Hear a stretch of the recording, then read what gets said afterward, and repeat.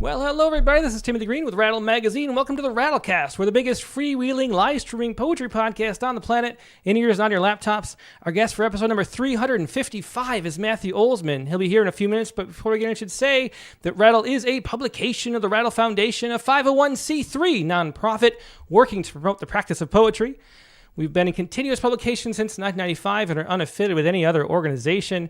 We just do all this. We love poetry. I know you do too, so please do click on the like button and share. Make sure you're subscribed. Ring the bell for notifications. Whatever you can do to help spread poetry around the internet would be much appreciated.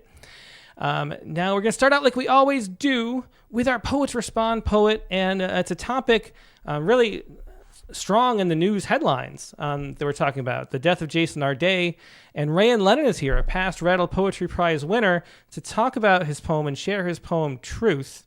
Hey, Rayon, how you doing? Really well. How about you? I'm doing great. Well, it's great to see you. I remember you coming out for a poetry reading in LA way back when, like 10 years ago, we were saying. And it's been a bit since I've seen you. So glad you're writing poems again. And you've been sending them in pretty regularly, too, lately for Poets Respond. And so I'm glad to be able to pick this one. Can you tell us why you were driven to write a poem about this topic? And how did the poem come together? So as you said, I've been writing about current events recently. For the past 2 months or so, I've written a poem each week. And so when I read about Arday's, the Arday tragedy, I had complicated feelings about it. And I wanted to untangle my own feelings about his tragedy. And I think also I read on the line, I believe it was on Facebook, I read an article and then I read the comments, and somebody said that he would rise from the dead after 3 days. And I was just stunned that someone had such a strong reaction to somebody dying. So I thought I would write a poem about sort of all these the different reactions to his death. Yeah. Well, it's a complicated subject, in a lot of ways, and really powerful poem that you wrote. We're going to play your audio that you recorded earlier, and share the poem on the screen right now. So here we go. This is Rayon Lennon's poem, Truth.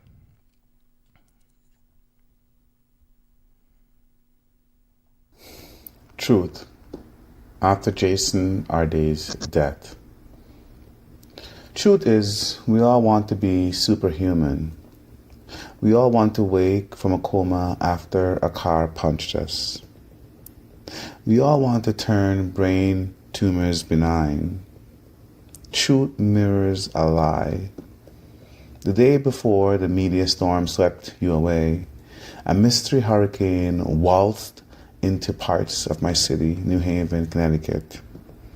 At 2 a.m., it chopped down 96 trees in a seaside park and left without another sound. The mayor said it was like a bomb went off. So your life exploded into news articles in London, around the world. It's true we all want to be superhuman. You said you saw the world through your autism. Last night I saw a spider as big as a crab in my living room, and I wanted to kill it because it ran towards me. It escaped to become my fear. Every day we postpone death when life wants to bury us. Today the sky is blue because we agree that it is. It's true we are superhumans for breathing in a climate of racism. I keep reading Same Storm, Different Boats, and no one can see me cry to feel the pandemic within the pandemic you explored. British colonialism runs in my Jamaican blood too. We all want to run 30 marathons in 35 days and raise $5 million for charity with no help but God's. In the past, I heard you on TV saying you want to be just that guy, sharpening minds at Cambridge. Not the youngest black professor in the university's history. Several nights after resigning, you exited this world. The truth-sayers wondered if you were nonverbal as long as you said. They said you never lost and regained your voice. I am watching more TV and thinking the quarterback in American football is too important. One man's achievement and shortcomings shouldn't lift or drop the value of a race. I glimpsed the Clancy trial, and they are boiling her actions down to mental health. I press pause. It's true Cambridge investigated you for plagiarism or for trying to be Superman. It's true we all want to be humans to one another, squeezing more than joy out of days, finding love in our souls for each other. We are too small down here trying to make it in a universe too grand for us. It's true that you were born free. True that you died wanting more grace from us. It's true that you wore swinging braids and loved sociology. It's true the police found you with life on. On Facebook, someone wrote you may rise from the dead after 3 days. You might have laughed. Cruelty is its own joke. Death never lies. Life is our truth. It's true you left a legacy, 2 children, and love behind. It's a dark day here because I say so. It's true we all want to be superhumans, capable of not dying when the world invades our peace. Beneath the roar of a low passenger plane, birds stay perched on the dark ruins of a roofless carousel. The moon teaches us how to live down here. The faint white light defines and disfigures the dead trees. Yeah, so it was Rayon Lennon, once again, reading Truth, the poem after Jason Arday's death. Rayon, thanks so much for sharing that. And once again, I'm so glad you're writing poems again. You were talking off the air about how you had a little break where you weren't. And so it was cool to see you again. And hope the poems keep coming. We appreciate it. Yes, for sure. And I'm certainly inspired to keep writing poems after this as well. Yeah. Well, thanks so much, and take care, Rayon. Yeah, I appreciate it so much. Yeah, so once again, that was Rayon Lennon. He was this week's Poets Respond Poet of the Week. If you have any poems about current events, anything that you would like to share about anything that's going on right now, just go to rattle.com. Up under content, you'll find Poets Respond. You'll find the submissions portal there. Submit it there by midnight Friday night. We publish a poem every Sunday. And of course, if you'd like to get these poems by email in your inbox every day, including Sunday's Poets Respond poem, just sign up for the daily poem at the bottom of any page at rattle.com. All right, so we're going to take a quick break and go to our main guest, Matthew Olzmann. So sit tight and we'll be right back with a whole lot more poetry.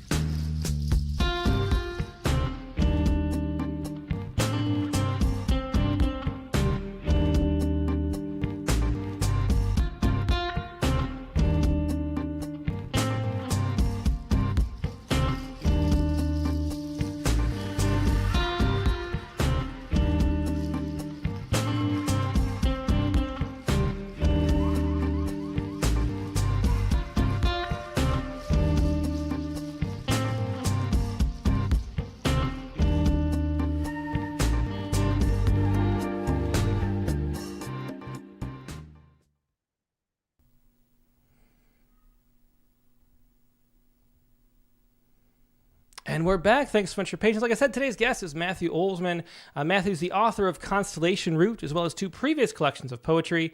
His next book, An Oral History of the Flat Earth, is forthcoming from Alice James Books in 2027. A recipient of fellowships from the Kundiman, MacDowell, and National Endowment for the Arts, Olzmann's poems have appeared in the New York Times, Best American Poetry, the Pushcart Prizes, Kenyon Review, and elsewhere. He teaches at Dartmouth College and is poetry editor for New England Review.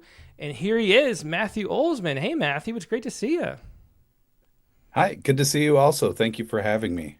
Yeah, definitely my pleasure. I love those poems of yours we published back in the day, and like I said in the notes under the show, that poem Mountain Dew commercial disguised as a love poem. It might be the most read poem we've ever published. There's some contenders for that crown, but it sort of went viral early on. I don't even remember where it started, and maybe you do. I don't know what you know about that. But we started seeing it all over the place. The hits on the website started jumping all over the place way back in 2009 or 10 or whenever it was. And now we see it all over the place too. So it's really cool to talk about this poem too, as well as your newer work and all this other stuff you're publishing. But what do you remember about that experience? Like, when did you know that poem was going to become a poem that people kept reading and reading? I'm not really sure. The poem kind of seems like it's had its own social life, and even for poems that go viral, it feels like, to me, to me at least, it feels a little bit different, and that it wasn't that it was on online and day one. It sort of has there's like this explosion of people reading it, like you'll see with some poems. It seems like there've been but it seems like it's been consistent, like at, maybe once a year, or sometimes once every few months. Like someone will post it somewhere, and then it gets shared widely. So and it's independent of anything I'm doing. But I am a I'm I am to the degree which I'm capable of, aware of it on some level, though I think some of it might miss me. I'm not always very present online. So, but yeah, I've had people tell me that they encountered that poem at weddings and in classes and all sorts of different spaces. And it does and it seems to just sort of happen at random intervals. Valentine's Day, it's a love poem, so I guess that one makes sense. Mm-hmm. Um, but yeah, it's been sort of unusual, like watching it sort of go out and live its own life. And like I was saying, it doesn't seem like it was just like one gigantic moment, but several smaller moments where, a couple hundred people read it here and a few hundred people read it there, if that makes sense. Mm-hmm. Yeah, it definitely does. I do remember, I think it was the website Stumble Upon, which is like long since lost in the dustbins of history, where it first started. Because there was a worry about and a phrase being stumble bombed, Oh. which would crash your website way back in the late aughts. And I remember Mhm. it being, I think, the first time that we were stumble bombed, and so our website crashed because we were getting so much traffic from that one site, that was then, I guess, replaced by Reddit probably, and then just social media writ large. But yeah, did you have any idea that poem was a special poem, like that it would connect with people so well? Like when you wrote it, did you have any sense that it would be doing that? No, um, when I wrote it, I felt like it was a solid poem, and I remember it was, I think I wrote it in like 2006 maybe, and it got published in 2008 or something like that. But Mm-hmm. I remember I was early, like a first year MFA student, and I wrote that, and then one of my peers, I showed it to, and they're like, "This seems pretty good," and I felt that was like a sort of high benchmark. That one person was like, "That's pretty good," um, and but I don't know if you ever can know what people are going to connect to, uh, at least like on that level. There's writing a poem a lot of times it feels like the proverbial person on the desert island where you are putting a note in the bottle and you throw it in the ocean, and maybe someone reads it on the other side of the ocean, but maybe they read it and it's like 40 years from now. You don't really know where it's going to land, but it has been nice to like actually hear back from people and to see people have responded to it. So, Mm-hmm. Yeah. Well, we've talked about so much. You want to go ahead and read it? sure. Right.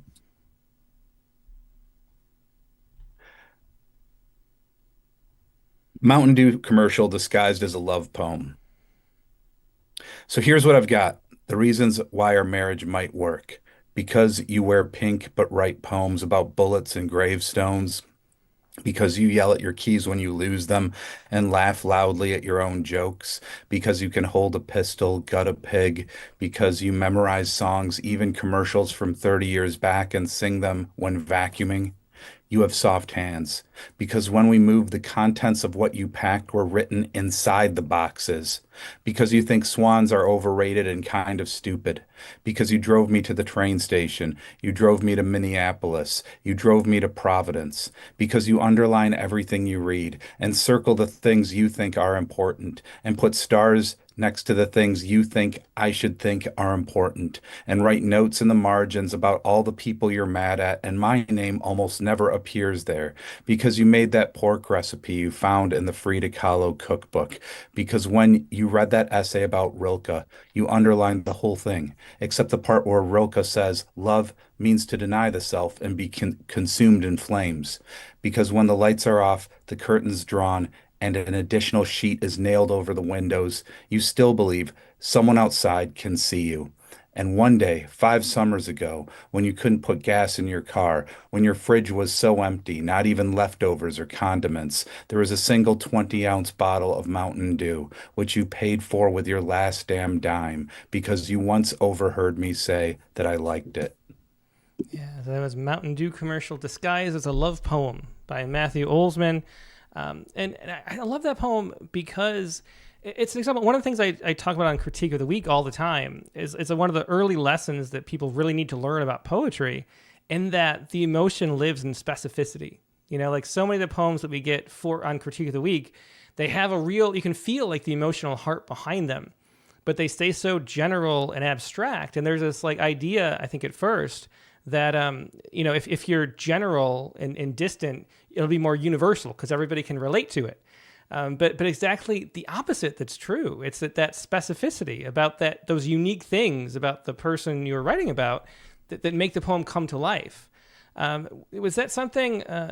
Just can you say something about that? About how much the details are important? Because I think that's one of the best examples of the detail and specificity being like the engine for connectivity when it comes to having readers experience your own emotions. Yeah, I was kind of lucky with that one because I remember I wrote that poem in response to a writing prompt that was kind of right.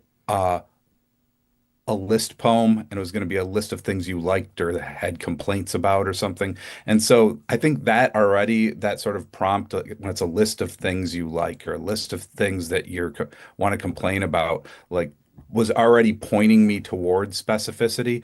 But I agree. The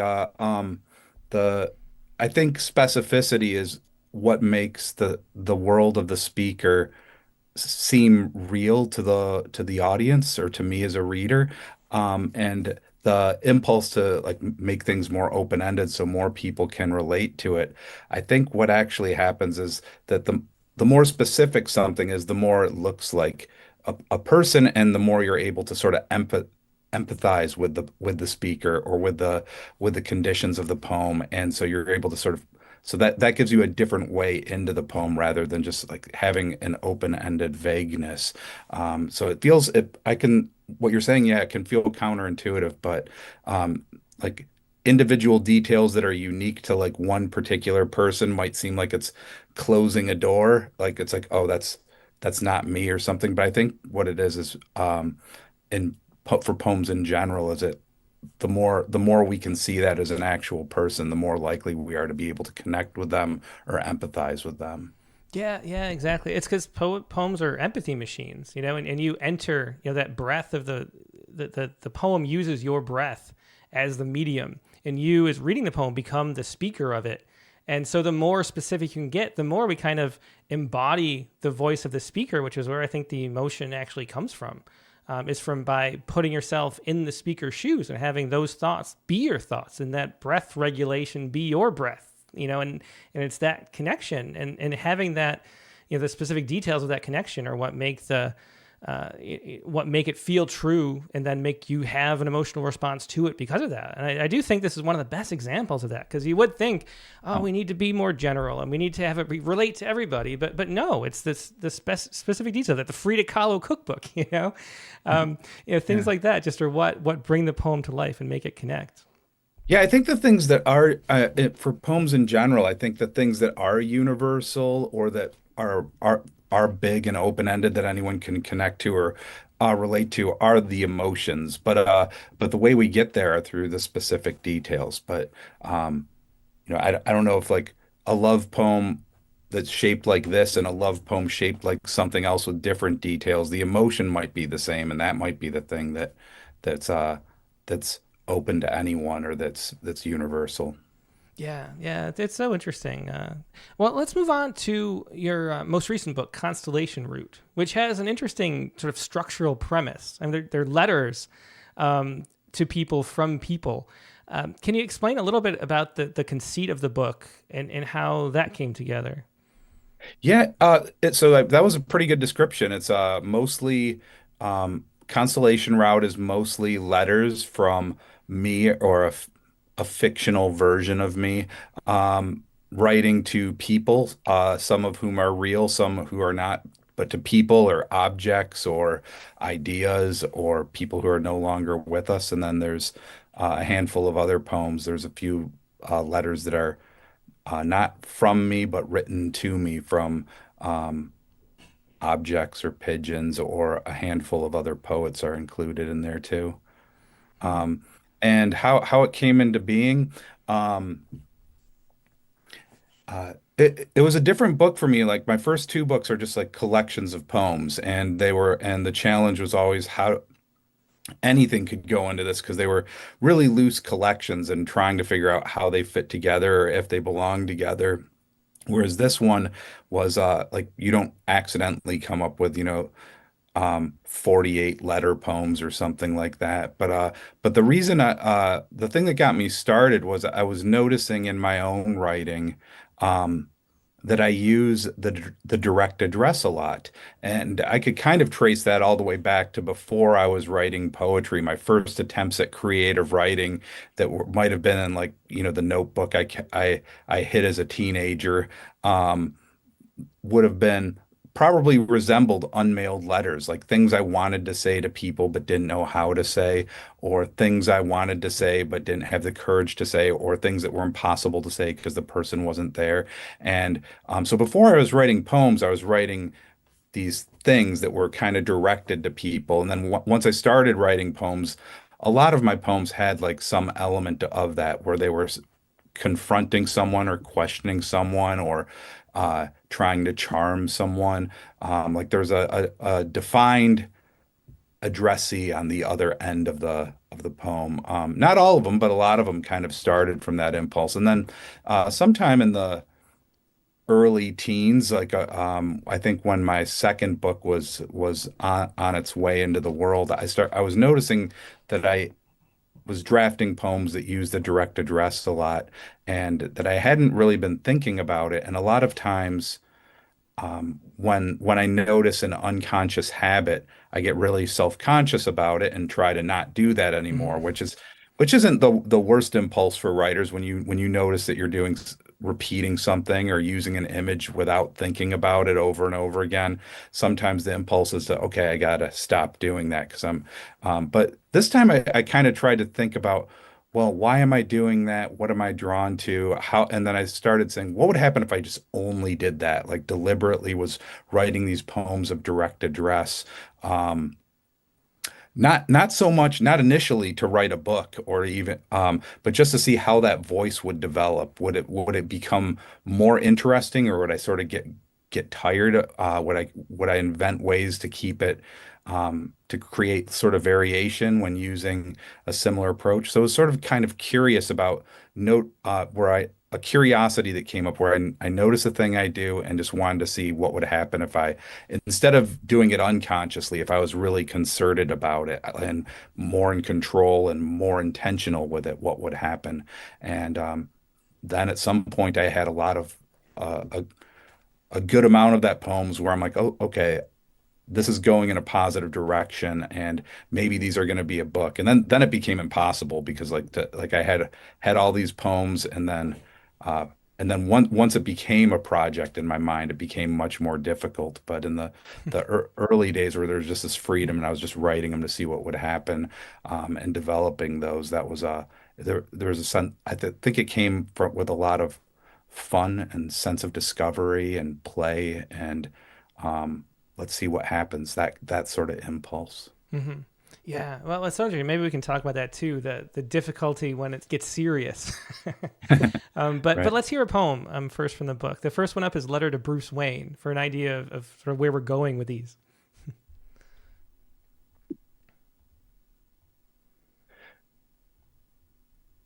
Letter to Bruce Wayne after Borges. A good place to hide a drop of water is a stream.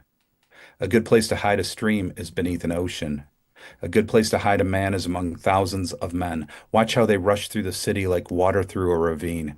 I've searched many famous cities for you. There are 3 listings for Bruce Wayne in Houston, 2 in Pittsburgh, 1 in Miami, and 1 in LA. In Tampa, Bruce Wayne is a retired chemistry teacher. In Flagstaff, he drives a taxi and hopes to procure a diamond for his soon-to-be fiancée. A good place to hide a star is a galaxy.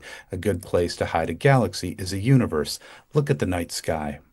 Justice used to be a cowl and cape, the flicker of wings under an ateliated moon, and you, like a gargoyle, crouched atop some stone edifice.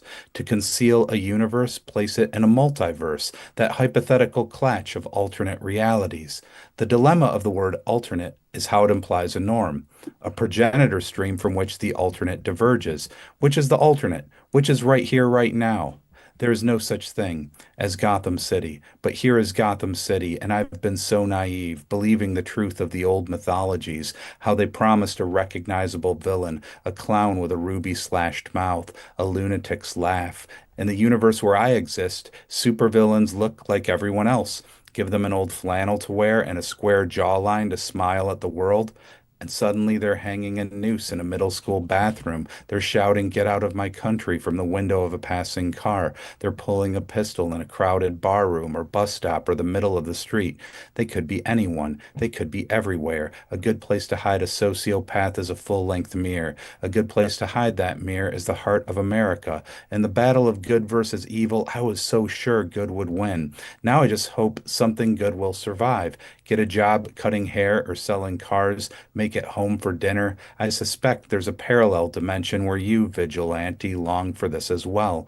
To have a normal life is victory enough. To remain anonymous and not be spat upon on the subway. In Boston, Bruce Wayne owns a pawn shop. In Milwaukee, he plays pinochle and feeds stray cats. In New Hampshire, he goes fly fishing on the Sugar River, reels in one brook trout after another. When he removes the hook from a mouth, he might place the fish in a cooler, or he might set it back into a stream, the alternate or the original, no longer certain in which he stands. Yeah, so the letter to Bruce Wayne from Constellation Route by Matthew Olzmann. And it's interesting. When you sent this packet, I realized that, it's the embodiment, like these poems you're sharing are the embodiment of the main lessons I try to share on the Critique of the Week every week. Because the other one that I'm always saying is imagine that you're writing a poem to someone, that someone is speaking, like actually speaking to someone. and it can be a toaster speaking to a toy dinosaur, or it can be like you talking to your dead mother, or it can be like your goldfish talking to the moon. It can be whatever you want. But having that idea of who's speaking to who, I think really clarifies both like voice and where it's situated in time and space, and all these extra elements that sort of swirl in the background context of the poem. That and again, like being specific, we saw such a great example of in the first poem, having that voice where we know someone's speaking to someone else because it's a letter to Bruce Wayne. That makes it feel authentic and coherent and consistent in that journey that we go on the whole way too.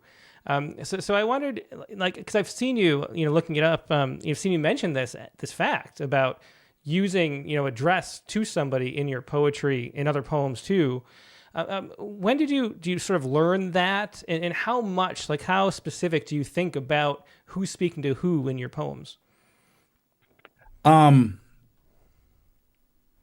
I think about it a lot, but I think about it I think with the direct address, like I mean it's creating the illusion that you're speaking to someone specific.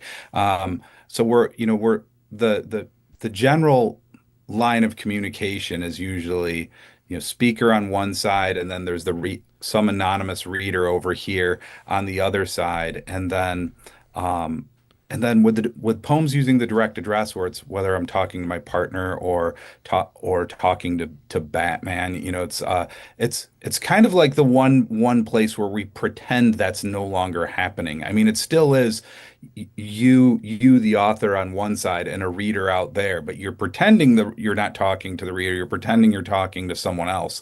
And so that creates like an odd triangle effect where sometimes, depending on the type of address, the the person being addressed and the reader sometimes need different types of information. You have to sort of, but I try to never lose track that I'm not actually speaking to the person I'm speaking to, because then it potentially shuts the door on the reader. Because if I was, if you send a note to one of your friends, or if you're texting with one of your friends, like you have all sorts of shorthand and ways of speaking, and you can reference things without having to give like the backstory to it. But if some stranger picks that up and like looks at these text messages, they might be like, "What are they talking about?"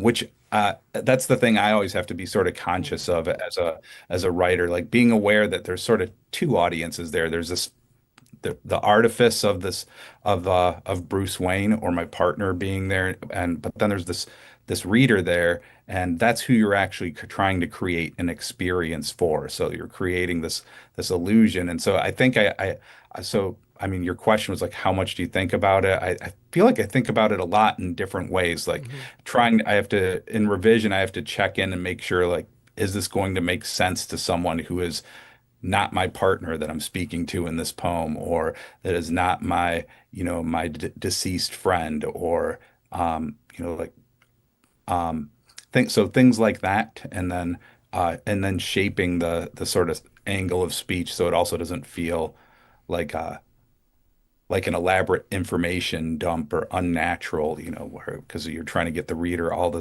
backstory and context to understand this one moment. Yeah, yeah. I imagine, just given your work, that you read science fiction for fun too.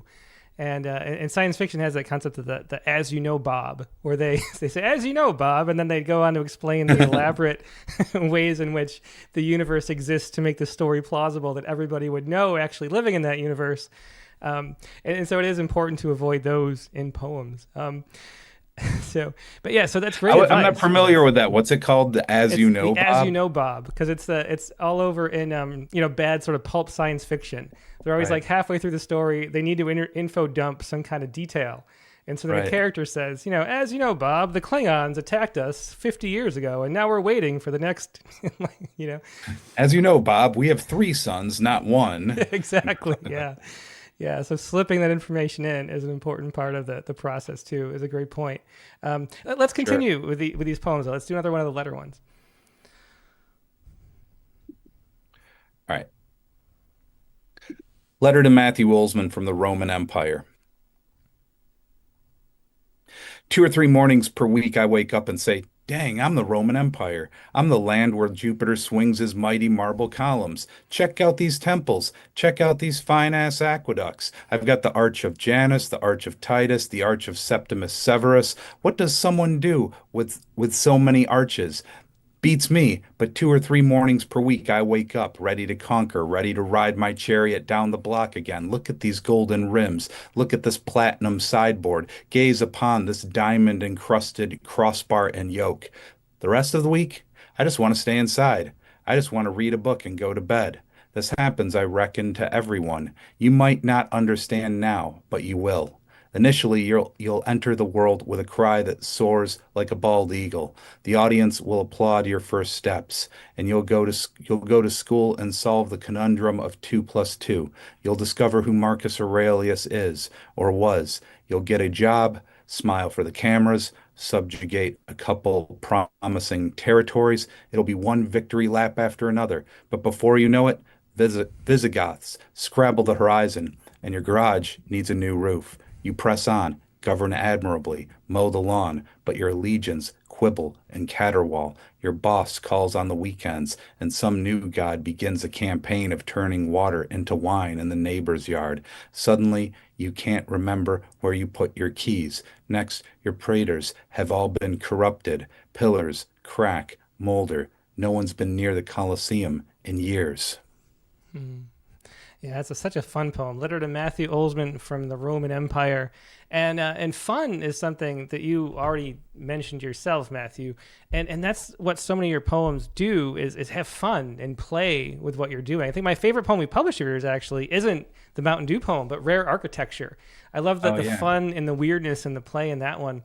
And I saw you saying something about the improv comedy principle of if this is true, what else is true? Is a way to push your poems forward.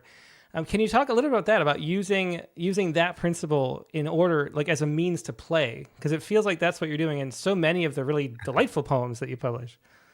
Yeah, I think you know what, well, one thing I should say is I'm kind of terrible at improv and improv comedy, but I did take a class for many months back when we were living in the Detroit area there, and I had a lot of fun doing it, and it struck me as a sort of great analogy for how we sort of as writers are trying to develop how we like embrace or and develop an absurdity to create something out of it. And it gave me maybe some tools that I started maybe even unconsciously trying to implement. But I think but I think the biggest thing with having like a sort of improvisational spirit in the drafting is that I rarely go into the poem with like a well-defined plan. Like this poem is going to be a love poem, or this poem about Batman is going to be about like being a person in this moment in America or something like that. Because I feel like when I do, it's sort like if I have a message. I generally write down the message and then the poem is kind of done and it didn't really go anywhere and it sort of feel like I'm sort of hitting a wall. So there often for me there needs to be some element of discovery in the process of drafting. And that's probably true for most artists, the Frostian idea of no surprise for the writer, no surprise for the reader. You can kind of feel it when the poem goes in the exact direction you thought it was going to go. But as for that improv thing of is if this is true, what else is true, if or like the concept of yes and like you accept every idea and then try to build on it. Like we're on the surface of the moon, yes, and we're on our honeymoon, yes, and we need to figure out a way home. Like that sort of taking one offering and then building on it, and adding to it. I found that useful because a lot of times I think sometimes when I draft something, you kind of um, um, I kind of pour everything into the draft and then sort through it later. And a lot of times my impulse is, oh, this thing is weird and it doesn't fit. I should get rid of it. But sometimes that's the most interesting part of the poem. And then maybe instead of getting rid of it, I should let I now try to linger with it for a while and kind of yes, and what else is true about this? And so, like, how else could it work? So, and I found that to be useful, sort of both in the drafting and revising stage for different reasons. Hmm. Yeah, I mean, one of the things about playfulness and absurdity that make them so effective is when they go to serious places. And a lot of your poems do. They start out with that sort of playful absurdity and exploring the yes and concept, and then they go serious. Do you find it's difficult to maintain the sense of play when the topics get heavy? Or is it sort of all play and do you just love moving through poems as you work? Yeah, I don't find it necessarily tough to maintain that. I sometimes find it t challenging to go to turn back though. Like if I go, like if it's playful, then really sad, I'm not able to like just say, okay, let's go back to that like more playful sort of vibe earlier. Because but part of that is just like trying to honor what the poems become. And so so if the poems taken a turn, you have to kind of embrace that turn. And I think one of the things that you're describing, which was a pretty accurate description of many of these poems is, but I think it might just be a side effect of I'm generally interested in putting two emotions next to each other. I think that it could I think humor is can be a useful sort of contrasting agent or a useful thing for defamiliarizing something or for disrupting the reader's ability to anticipate. But uh but I also think whenever you put two emotions next together, whether it's like laughter and tears or anger and delight or confusion and then wonder or certainty then doubt. The second emotion often for me as a reader at least kind of stands out a little bit by way of contrast. So it's like a way of like sort of amplifying one of the two by Mhm. um by putting something next to it. Yeah. Well, let's read another poem, and this is one that gets pretty serious. Letter to someone living 50 years from now. All right. Letter to someone living 50 years from now. Most likely you think we hated the elephant, the golden toad, the thylacine, and all variations of whale harpooned or hacked into extinction. It must seem like we sought to leave you nothing but benzene, mercury, the stomachs of seagulls rippled with jet fuel and plastic. You probably doubt that we were capable of joy, but I assure you we were. We still had the night sky back then, and like our ancestors, we admired its illuminated doodles of scorpion outlines and upside down ladles. Absolutely, there were some forests left. Absolutely, we still had some lakes. I'm saying it wasn't all lead paint and sulfur dioxide. There were bees back then, and they pollinated a euphoria of flowers so we might contemplate the great mysteries and finally ask, hey guys, what's transcendence? And then all the bees were dead. It's the blunt ending there. Letter to someone living 50 years from now by Matthew Olzmann. Again, from his book, Constellation Route. There's a question already. We haven't even asked her questions yet, but there's one from Lorraine Ryan. She says, these feel like flow state, so rare to hear. Do you find revision very difficult? It seems it would be hard to revisit the image, rhythm, the details that seem to emerge. Is it true? So how do is revising difficult given the sort of, flow and play that you have going into the first drafts? Um, I'll answer that in layers. But yes, revision is difficult, though not always I mean sometimes I think what the person is calling flow state or the like um I assume the effect a poem has when someone's reading it or hearing it. Um Sometimes it achieves that sound or that rhythm or that cadence or that sort of associative progression that um, through the revision process, and that sometimes takes a lot of work, but every poem is different. Like every poem has its own revision process. There are um, some poems that just one little thing, it might be like a word or a line that feels off to me, and that maybe that takes months or years to get. And then there's other poems that the revision is like a complete gutting of the poem, and somehow that's faster than figuring out one word. I think every poem feels different, and it ends up giving me new problems to try to figure out or to Mhm. solve.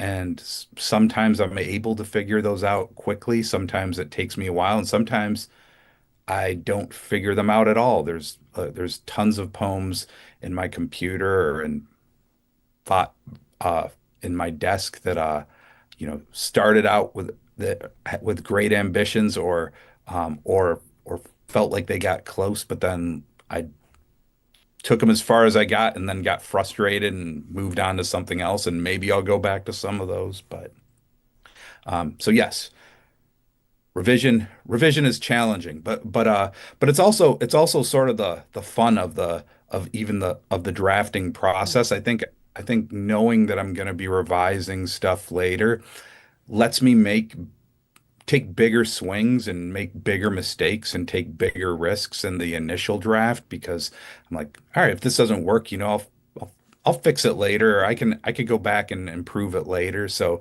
and you know, if I didn't know that that process was ahead, I think I would have a lot of more moments of paralysis where I'm like, okay, I have to get this right um, you know, because this is my only shot at it or Mm. whatever. So. Yeah. Um, Yeah. Well, given all that, how many poems do you end up abandoning? Is that something that happens, or do you tend to sort of know and just keep working until you get it right?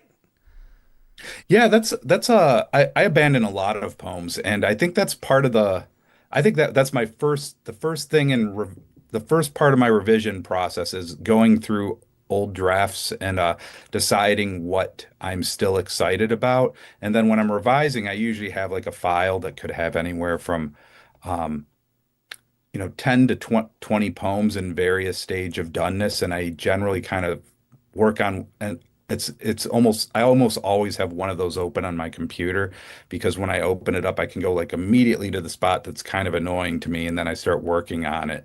um, and if I get stuck, then I just move on to the next one, and then if I get stuck on that, I move on to the next one. I sort of cycle back to the first one, and sometimes because it's time has passed or because my brain has been in some other poetry structure, I can see it with fresh eyes. But not all of those eventually work out, or some of them, like, I don't really like this one, and I don't feel that obligated to keep working on it if there's not some spark there.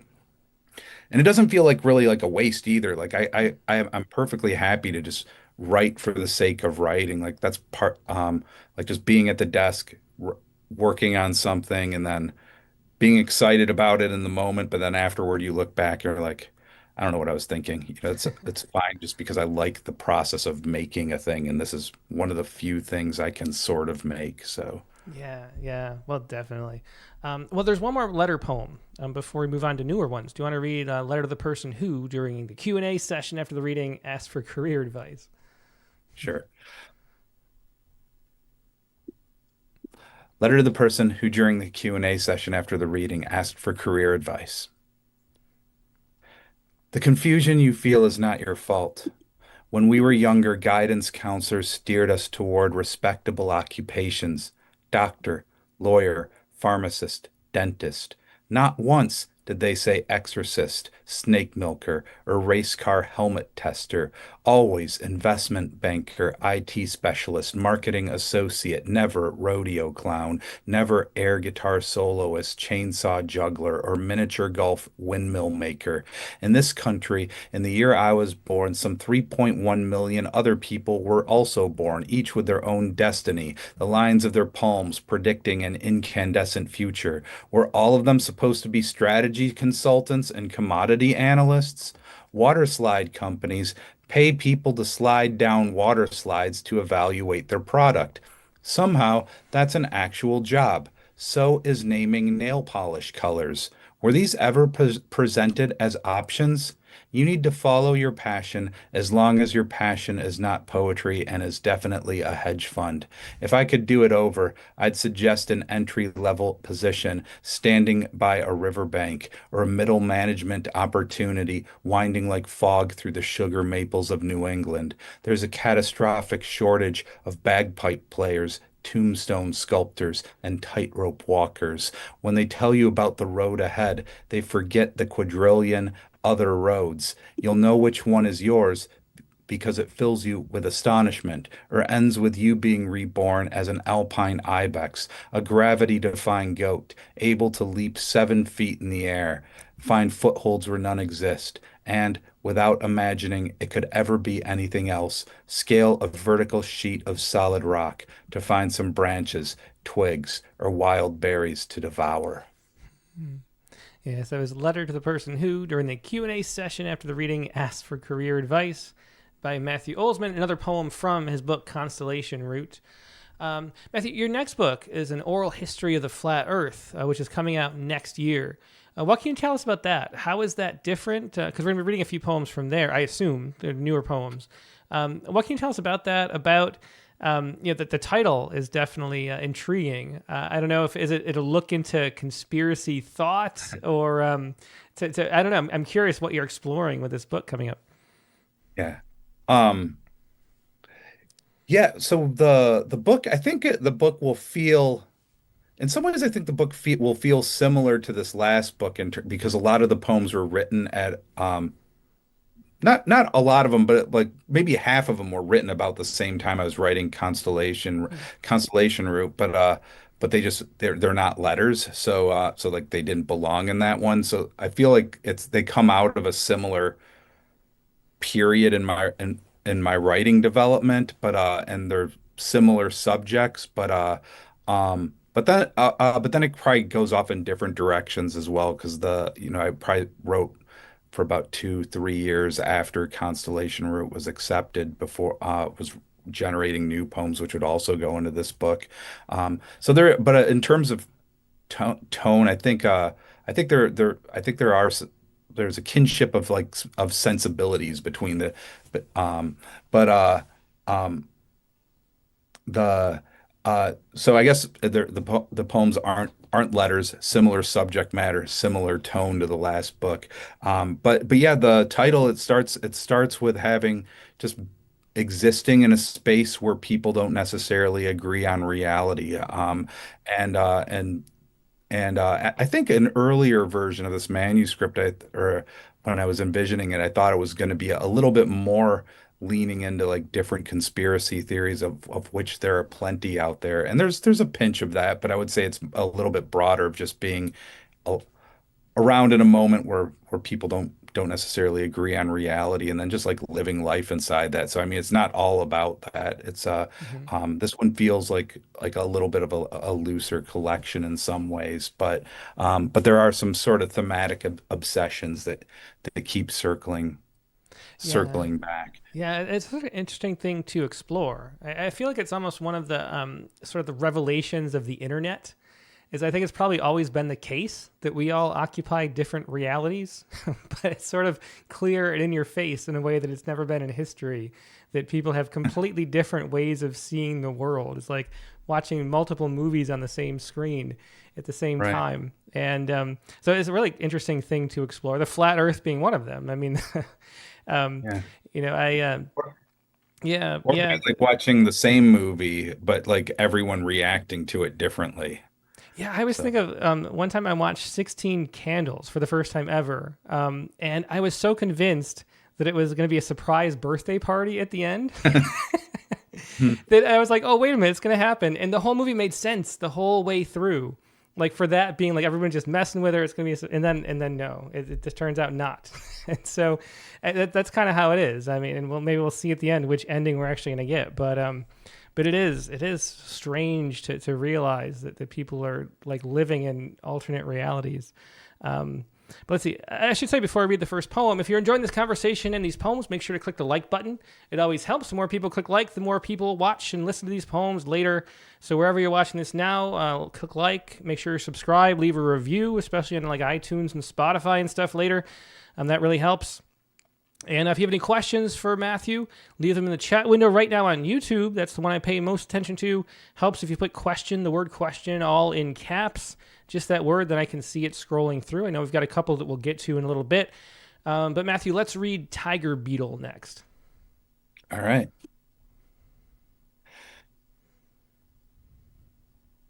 Discussing my Adderall prescription with my doctor and pondering what it would be like to be able to concentrate on the important thing, the concept of justice, the rise of fascism, lawn care, whatever my doctor is saying at this moment, and not feel my thoughts surging forward like, I wonder who invented the ball jar. Can a blue whale's heartbeat really be heard from 2 miles away? Last week I saw a documentary on the tiger beetle, and it moves so fast while hunting, so fast it temporarily renders itself unable to see. It has to stop to refocus its eyes. And I thought, yes, that is exactly how my brain moves. Many times it has moved so fast I could no longer see what was in front of me, when what was in front of me was America, the price of groceries, my wife saying, I love you, and me saying, did I leave the stove on? Is Snickersnee a real word? Why was Waterloo a disaster for Napoleon? I should remember this. I studied history in college, was amazed by the magnitude of everything and how, when viewed from far enough in the future, none of it seemed random anymore.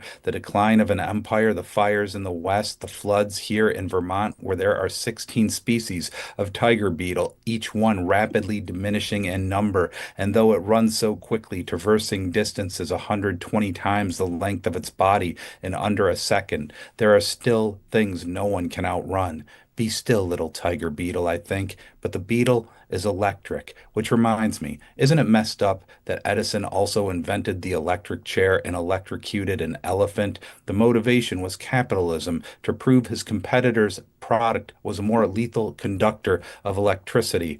I'd rather be an orchestra conductor than a lethal conductor, and I think I could do it wear a tux, stand before the audience enthralled. I too could look elegant if I lost maybe 10 pounds. I could wave my arms as if I were the one making the music move, as if I could see the trumpet blasts and viola sighs fluttering above me, every sound flexing in unison, as if connected the way our disparate histories are intersecting, and I'm pointing to each individual note, saying, go here or go there or louder for the people in the back. And the tiger beetle is saying, man, I'm just trying to catch a moth or ant for dinner, but I keep moving too fast. And I'm saying, no, it's not that we're moving too fast. It's that time is accelerating and life is too fast. But the beetle is a blur already in the future or lost in my past. And either way, it's gone. The best living things are always leaving this world. And my doctor is waving her hand in front of my face, asking about my blood pressure, the amount of sleep I get each night,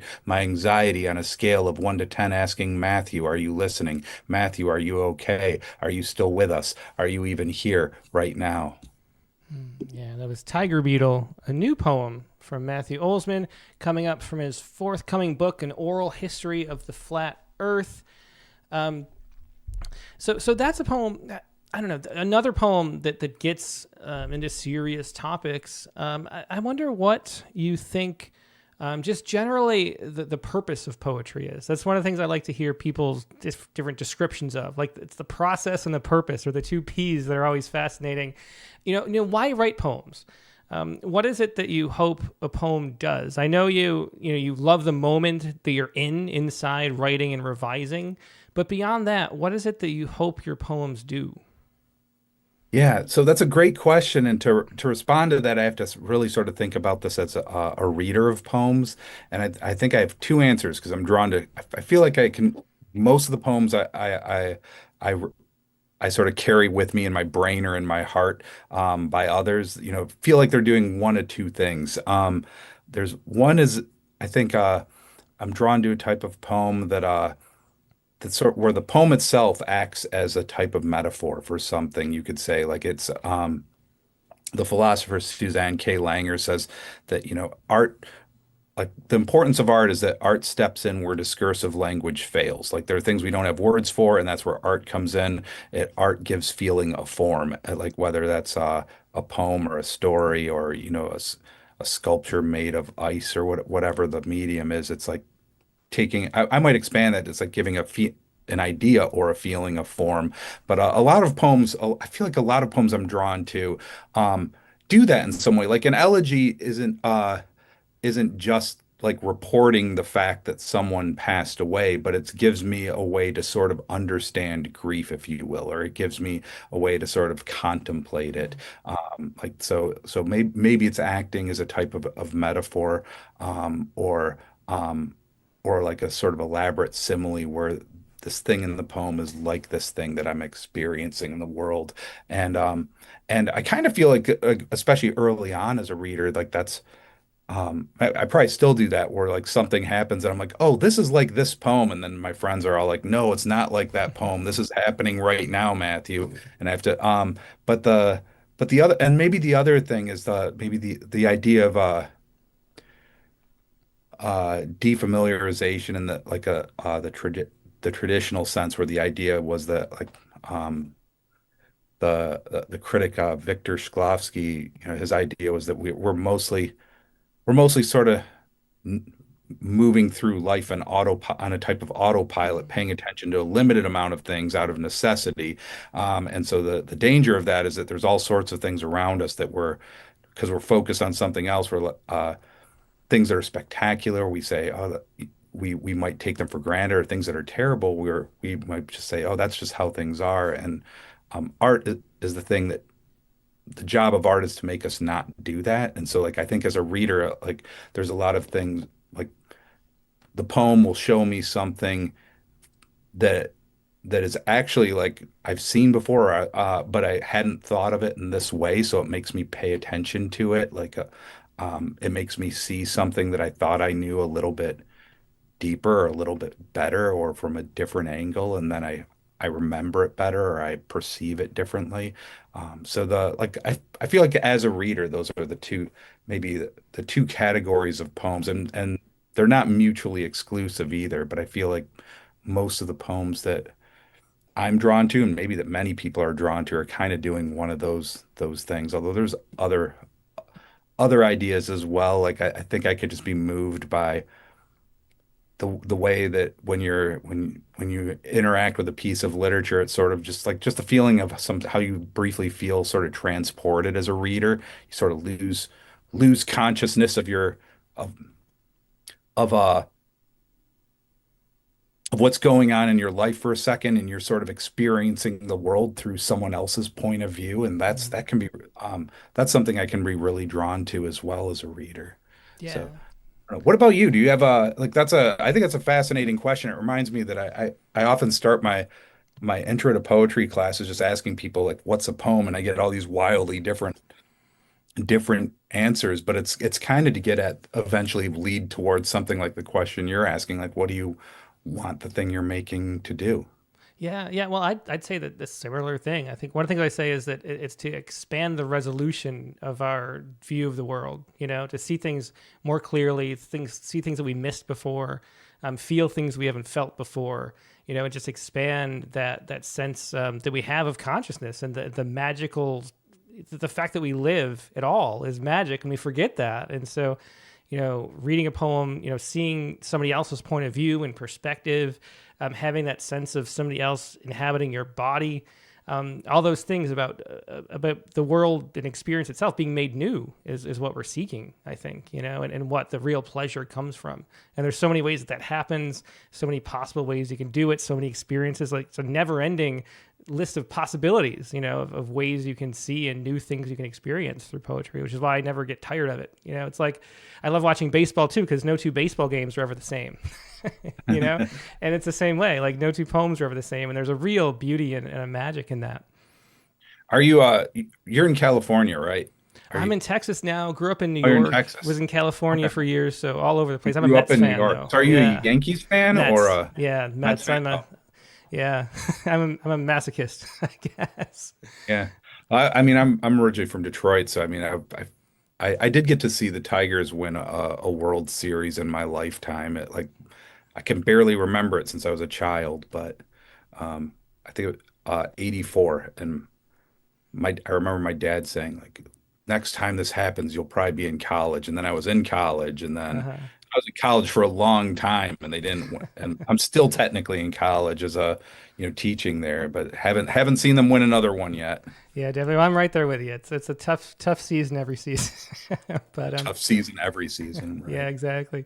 Well, let's say we have two poems left. Let's do one poem, some quick questions, and then the last poem.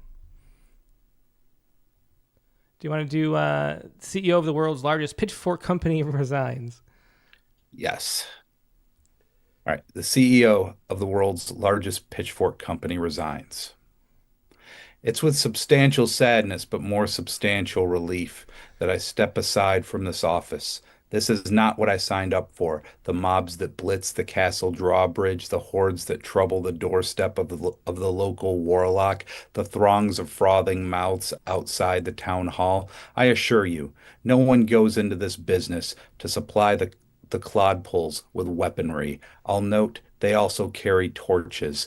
Obviously, torches are also to blame, but I can't speak about the torches. If you require additional information regarding the torches, you'll need to talk to the guy who runs the torch-making factory. His name is Ashton. We are not friends. I can only speak about pitchforks, and trust me, I did not pull myself rung by rung up the ladder of the world's most respected pitchfork enterprise because I wanted a bunch of smooth brains using my work in such ill-tempered ways. This is not what I wanted. I wanted nothing but the ache in the back and the burn in the legs and the birds that swoon in the blood and the inner harmony that only arrives after a day of using one well-designed fork to efficiently pitch leaves, manure, grass, or hay from one pile here to a separate pile there. I wanted the work to mean something, and I wanted together us to see the field anew when the work was done. Yeah, another new poem by Matthew Olzmann, CEO of the world's largest pitchfork company, resigns from his forthcoming collection out next year.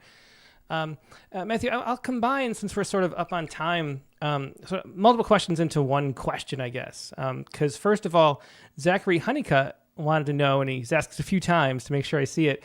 Can you talk a bit about the Frontier Poetry Myths and Fables contest you're judging for interested writers? What are you looking for? So stick a pin in that. But also, I just found out yesterday that as of about a month ago, you're now the poetry editor of New England Review. And I did want to talk about that a little bit because, I don't know, I mean, to put it sort of bluntly, I've always found, or frequently found, New England Review's poetry selections kind of opaque, as far as their approach to poetry. And I wonder, because you have a very, transparency, but then with depth kind of approach to your poems. And I wonder if you're thinking about that when it comes to being an editor, for a poetry magazine, of how much, you can lower the admission price, so to speak, while having a big payoff for people who read closely. I think that's a line we all walk as editors and readers and lovers of poetry, is to find places where there are big payoffs, but without the sort of, baffling way that you sometimes read a poem and just have no idea what's going on. So I'm curious. So as you're approaching editing that magazine, if you're thinking about that, and then also just in general, this Frontier Poetry Contest that Zach really wants to know about. Yeah. Yeah, I always found, I mean, I don't know if I found NER's poetry opaque, but I found it like it was a magazine I encountered. I'm excited to do it because it was a magazine that I've been reading for about 20 years and like I feel like they've gone through a few different incarnations while I've been a reader. Like C. Dale Young was the poetry editor when I first started reading it, and one of the things I was drawn to about it is I just consistently kept finding new to me writers. They weren't necessarily new writers, but they were right like that. That felt like reading those early issues. For I mean, the magazine had been around for decades, but like those issues, like for me, when I first started reading it, I was a writer who was like thinking about going to grad school, and like I feel like I learned a lot about like who was writing, and it introduced me to a lot of writers that I now really kind of adore. And then Rick Barrett and was the editor and poetry editor, and Jennifer Chang, and I've noticed that I feel like it's always been a magazine where I can consistently can pick it up, and I'm going to uh usually find a writer that I already like, a name that I recognize, and then like a writer that's completely new that I will uh, learn that I like, that I didn't know that I like. And I mean, I think with any poetry journal as a reader, it's um, there's going to be, if the journal is presenting a sort of like wide angle view of poetry, you'll feel stronger about some than others. But as for so taking it over, I mean, taking over the poetry section, it's exciting, but feels a little daunting. Feel like it's uh, I want people who've been reading the magazine in the past to still f feel like they recognize the type of magazine or the type, like, like you're curating thing for an audience, and the audience is already sort of there in the room. Hmm. So I want to be conscious of that, but I also want to find I'm excited to find new writers to be reading the submission queue, and they have a large team of volunteer readers. So I'm excited to see like what they they're moved by as well, because I feel like having additional voices involved in that process means that um, uh, things that might sort of slip by your peripheral vision, someone can sort of shine a Hmm. light on those things based on, and so, but mostly it's just like with the frontier poetry thing, it's a contest, and um, I don't remember what the question was, but if it was what are you looking for? Yeah, basically that was it. It's Yeah. yeah, it's kind of the same with, I think, um with editing a magazine. I mean, I know some of the things that I already like, but what I sort of value most is that moment when I encounter something that's kind of new and that surprises me in some way. So um, I think it's and I don't know what that's going to be, but I'm excited to find out. So I've in looking at some of the previous things Frontier has published. There have been plenty of writers that I was being introduced to for the first time, and I love that. But this has, like, with a myths and fables theme. I mean, I feel a sort of kinship of sensibilities with that theme. But I think you should interpret that kind of broadly. There's a lot of things that can be mythic, if you will. And then beyond that, I think just trying to guess what what someone's going to be drawn to in a contest, whether it's a judge or an editor, can be an act of futility. So whether you're sending to that one or some other ones, just send something you're excited about so you don't have to second guess it later. Yeah, well, definitely, and I think that metaphor you had before of being on autopilot. I think what we all want as editors is something that takes us off autopilot, and and makes us see the drive that we're on again, in a new way. And I think that's how it mostly works. Um, I'm just curious. Do you know the structure? Like, are you reading a lot of submissions? There's a lot of stuff solicited? How is that going to play out as poetry editor there? Yeah, I'm just getting started on it, and they have two submission periods, and then so they do close their submissions down twice a year. But right now we've got something like 1,500 submissions that are still waiting for a response. Um, so I think I'm going to put together the next issue that comes out. The fall issue will be um, uh, I'm not involved in that one. That's already done. So my Hmm. first issue will be the winter one, and it'll probably be, I feel like it's going to be all from the submission queue. It's not to say it'll always be like that, but I do want to, you know, I think that's where NER has traditionally Hmm. drawn a lot of its pages from. And then sometimes if there's like a gap or something, or if there's a writer that you really want to bring into the fold, you might go out and solicit someone. But I think at this moment, I'm anticipating just spending a lot of time reading the submissions we have. Yeah. Well, very cool to hear, and best of luck with that, Matthew. I'm looking forward to seeing. Yeah, Yeah. it'll be a weird and fun thing. It's been a minute since I think I'm looking forward to just seeing how it unfolds into working with the team over there. Mm-hmm. Yeah. Well, let's see. Let's get into that last poem. Do you want to read the last one you've got? The Zombie Apocalypse? Oh yeah. Epithalamium that refuses to ignore the possibility of a zombie apocalypse. Let's be honest, what each of us wants is to never get eaten by zombies. And the shotgun-shaped truth of the matter is, we're less likely to be ravaged by the ravenous appetites of the dead if someone just loves us. We each need a partner posted on the roof, someone with a crossbow watching the high cornfields for signs of movement. There needs to be someone willing to brave the basement during the power outage, someone to descend the midnight staircase to repair the generator. We need a reserve supply of bandages, fragmentation grenades, and flamethrowers just in case the grid goes down. I'm afraid of dying alone, and I imagine I'm not alone in that fear. Those of us who've known sorrow know the world is populated by those who will respond to our outstretched arms by eating our outstretched arms. The God-honest miracle we celebrate today is these gentle and soon-to-be betrothed friends of ours have found in each other a companion willing to declare in public, I promise to never eat your extremities, kidneys, or brains. And furthermore, I vow to protect you from those who would. We call this commitment marriage, and there is no greater honor than to say, even when humanity withers around us, I will guard the humanity that stirs, restless and delicate, like a fawn in a field of trillium in you. If the lights of the city go dark, if the highways fall silent, if every radio fills with static, if you are surrounded by a flesh-eating foulness and running low on ammo,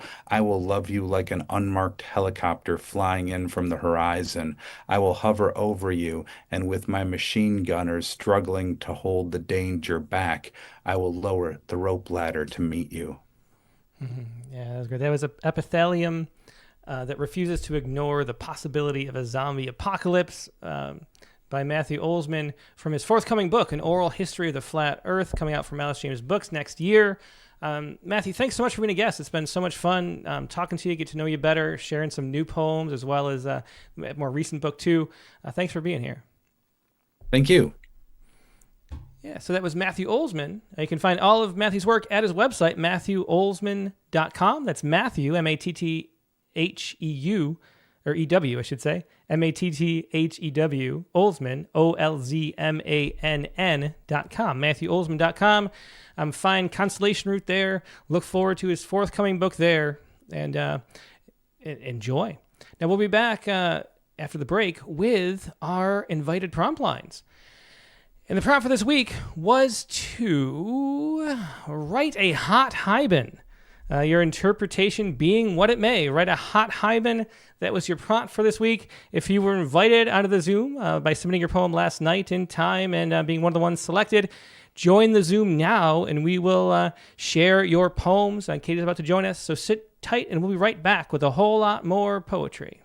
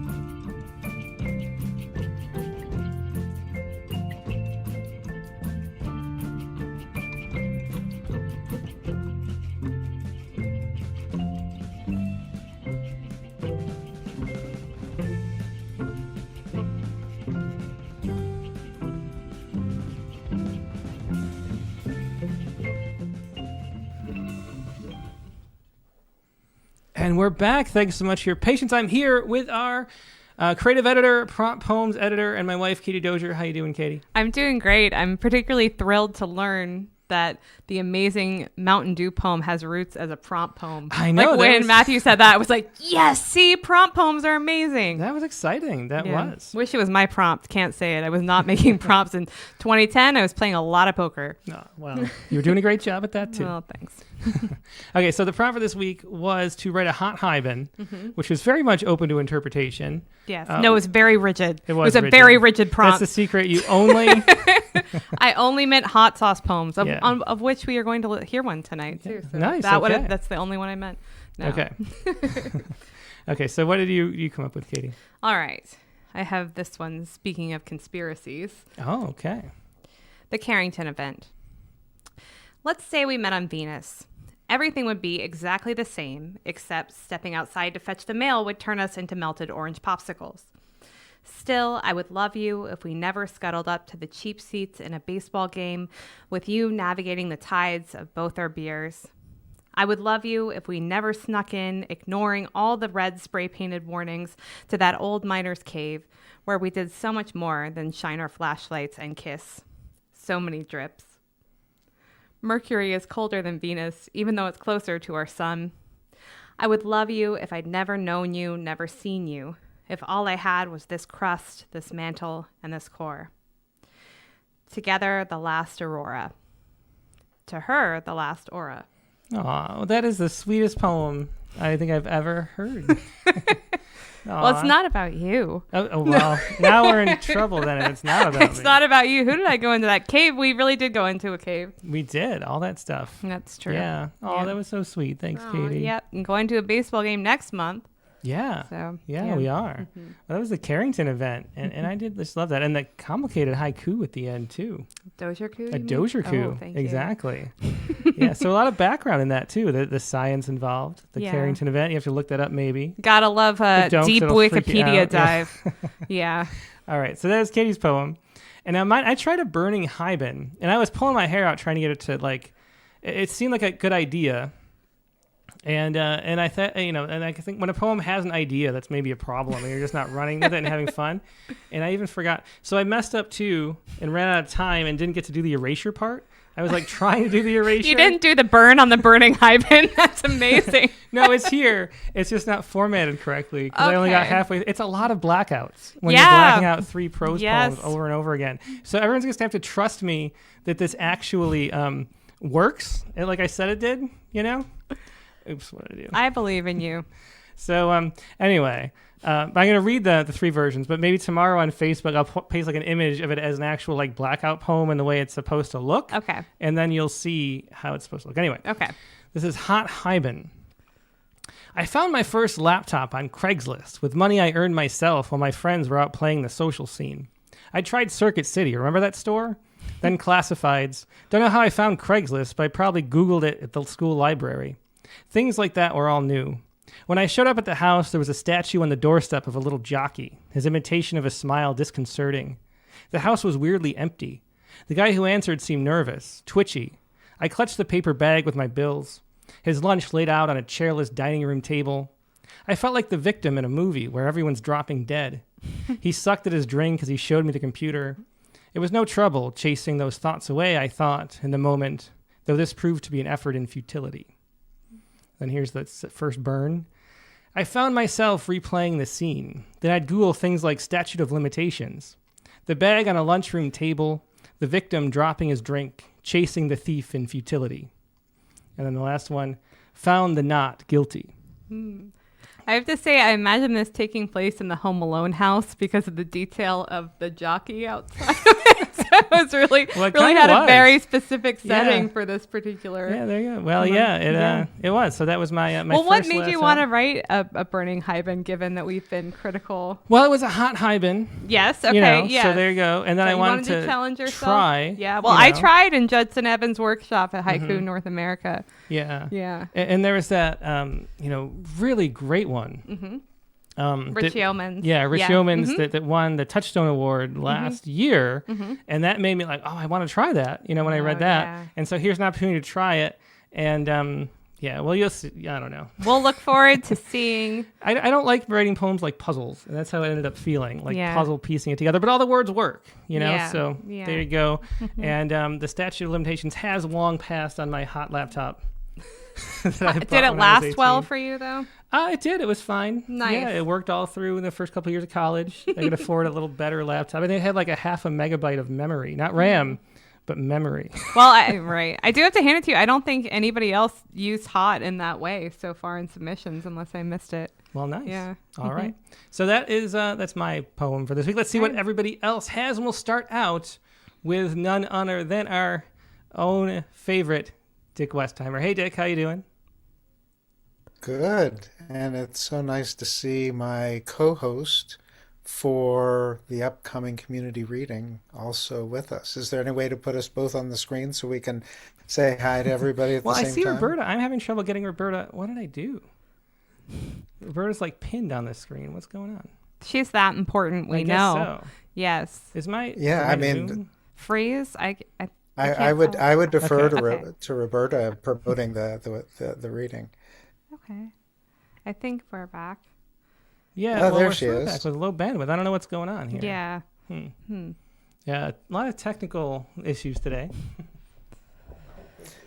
Anyway, I think folks can see on the Zoom. Oh, no, there I am. Anyway, Roberta Beery, I am so looking forward to working with her or later this week as we plan out the reading and the event, and on Sunday with all of the community reading. It should be terrific, especially Katie, given that you got the message about a prompt that we should get a few Haibun to. Have more faith. That would have happened regardless. Oh, that's what I mean by that. I mean, not the message from me, the message from the programming. Yes, I have faith. Anyway, I was thinking, Tim, when you read your poem, that Craigslist used to be so great. It was sort of the first victim of enshittification, because it was a great tool, and then it became not. Definitely. And so here we are, and I'm glad I can have bandwidth here in my cabin in Vermont. Well, glad you could make it. Yeah, thank you. Yeah, good. So I'll go ahead and read my Haibun, and then looking forward to seeing everybody 7 o'clock, 10 till 7. The Zoom doors open. It's great if folks can get there early, and join us for what promised to be a great reading. Yeah. And I love the definitely. poems that Roberta has chosen for both teaching at the beginning and reading at the end. Wonderful. Well, I've learned so much from Roberta. So Yeah, I kind of feel lucky. Work with you, Roberta. Here we go. Hot Haibun. And incidentally, Tim, I put a list up on the prompts when somebody asked about various types of hot, and your stolen goods was on the list. Good. Okay. Okay. Getting my steps in at Detroit Metro Airport. Our connecting flight is delayed, and I have a $12 food voucher from Delta Air. Smashburger's line is too long. Motor City Gastropub has too many Willy Lomans leaning on the bar.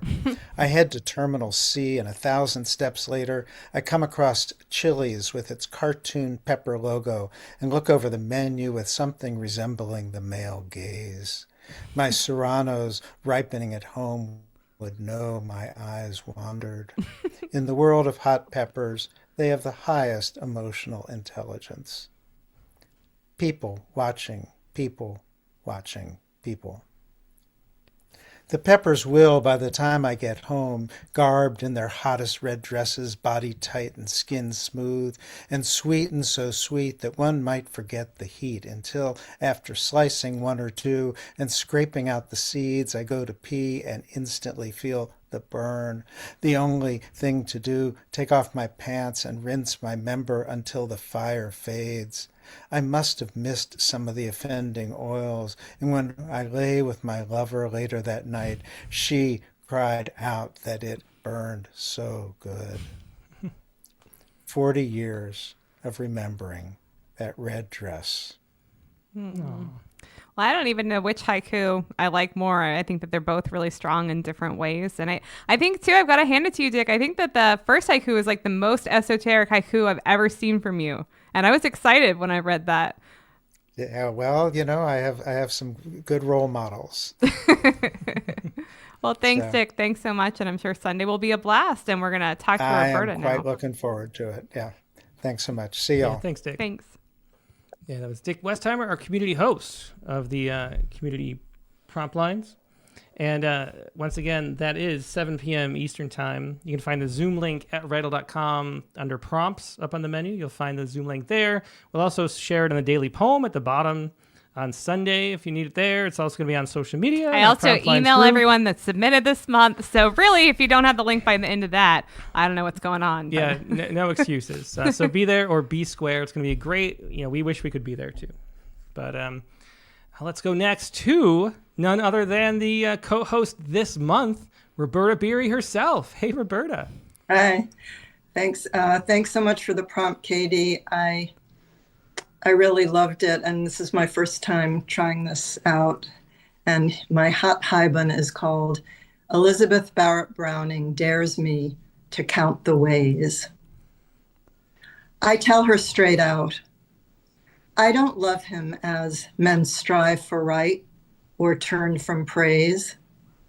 I don't love him with my childhood's faith or passions put to use in my old griefs. Disappointment falls and folds across her face. Allow me to elucidate, says I.